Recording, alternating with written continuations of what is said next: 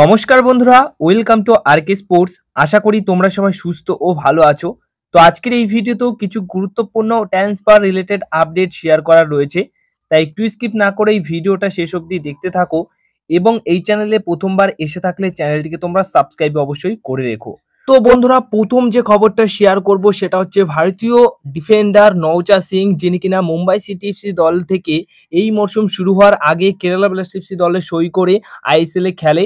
হ্যাঁ, আইবন দোলিংয়ের ইনজুর্ড হওয়ার পর নওচাঁদ সিং কিন্তু নিয়মিত সুযোগ পাচ্ছে কেরালা ব্লাস্টার্স এফসি দলের ডিফেন্স লাইন আপে। তো কেরালা ব্লাস্টার্স এফসি দলের সঙ্গে এই প্লেয়ারটির ১ বছরই চুক্তি রয়েছে। তো আইএসএল সিজন 11 কিন্তু নতুন দলে আবার সই করতে চলেছে নওচাঁদ সিং। হ্যাঁ, তোমরা জানো যে মোহামেডান অবশ্যই প্রমোট হয়ে আসছে আইএসএল এ আগামী বছর, আর পাঞ্জাব এফসি দল তো এই বছর ছিলই।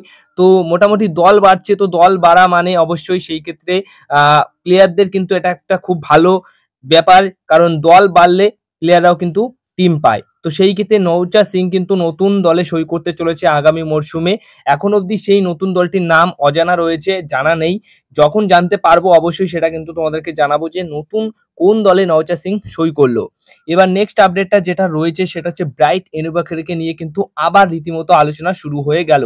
হ্যাঁ বন্ধুরা, আইএসএল এর একটা অজানা দল তাকে নেবার জন্য এই মুহূর্তে ইন্টারেস্ট শো করেছে বা লিঙ্ক আপ তাদের হয়েছে এই প্লেয়ারটির সাথে। এবার সেই দলটি কোন দল সেটা কিন্তু হয়তো সময় আসলে আমরা জানতে পারবো।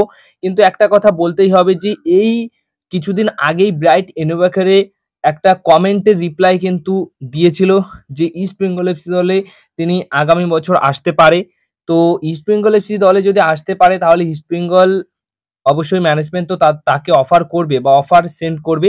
তো সেই নিয়ে তো এখনো কোনো রকম আপডেট নেই বা আপডেট পাওয়া যায়নি। তো সেই ক্ষেত্রে কি করে ইস্ট বেঙ্গল এফসি দলে ব্রাইট আসে সেটাও দেখার রয়েছে। হ্যাঁ, যদি ইস্ট বেঙ্গল এফসি দলে না আসে তাহলে আইএসএল এর যে দল তাকে নিতে চাইছে সেই দল হয়তো সই করে নেবে। তো সেই ক্ষেত্রে মোহনবাগানের নাম তো মোটামুটি থাকছে না, কারণ মোহনবাগান দলে অলরেডি অনেক প্লেয়ার রয়েছে ওই জায়গায় খেলার জন্য। বাট হ্যাঁ, একটা জিনিস মানতেই হবে, যদি ব্রাইটকে মোহনবাগান দল সই করাতে পারতো বা নিয়ে আসতো তাহলে কিন্তু দুর্দান্ত একটা সাইনিং অবশ্যই হতো। তো সেই ক্ষেত্রে দেখা যাক শেষ অবধি কোন দল তাকে সই করায়। হ্যাঁ, এইটুকু তোমাদেরকে বলে দিই যে সেই দলটা আমার গেস অনুযায়ী বা আমি একটা দুটো জায়গা থেকে জানতে পেরেছি, সেটা হচ্ছে চেন্নাই এফসি দল হতে পারে। চেন্নাই এফসি দল ইন্টারেস্ট শো করতে পারে এই ব্রাইটকে আনার জন্য। তো দেখা যাক শেষ অবধি কি হয়, কোন দল শেষ অবধি এই প্লেয়ারটিকে দলে নেয় সেটাই কিন্তু খুব তাড়াতাড়ি তোমরা জানতেও পারবে। এবার যে নেক্সট আপডেটটা রয়েছে সেটা হচ্ছে ব্রেন্ডন হামিলকে মোহনবাগান দল ছেড়ে দিচ্ছে, আর এই ব্রেন্ডন হামিলকেই আইএসএল এর দল যেরকম কেরালা ব্লাস্টার্স এফসি দলের নামটা কিছুদিন আগে উঠেছিল, তো কেরালা ব্লাস্টার্স এফসি দলের পর চেন্নাই এফসি দলের নামটাও কিন্তু এই মুহূর্তে উঠছে যে ব্রেন্ডন হামিলকে তারা নিতে আগ্রহী।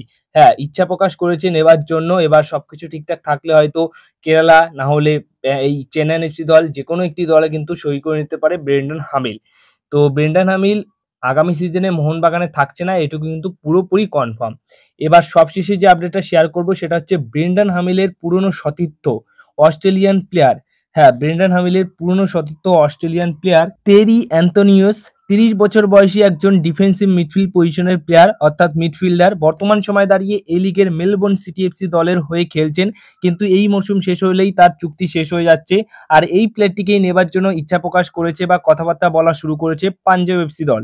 তো পাঞ্জাব এফসি দল এই প্লেয়ারটির সাথে যদি ডিল ডান করে ফেলে তাহলে এএফসি বা এশিয়ান কোটার যে কোটাটা রয়েছে যে বিদেশি প্লেয়ার আনতে হবে, সেই ক্ষেত্রে একটা দুর্দান্ত সাইনিং অবশ্যই হবে।